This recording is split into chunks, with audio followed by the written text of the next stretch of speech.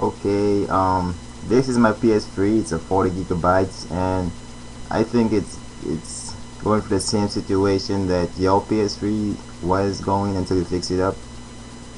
And I think it got the yellow light of death because, as you can see, it keeps going off and shit.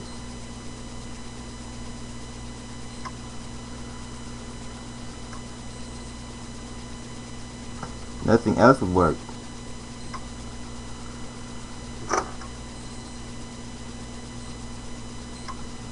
So like I just want to make sure that's the yellow light of death, because then I want to open it and try the same thing you did. So could you please let me know so I could open it up and try to fix it up? And I got a question. What do you call the kind of glue thing you put on top of the GPU and the CPU? Cause like I went to the store and then I tried to find it, but then I didn't know what it was called, so I was like trying to find something I didn't know about.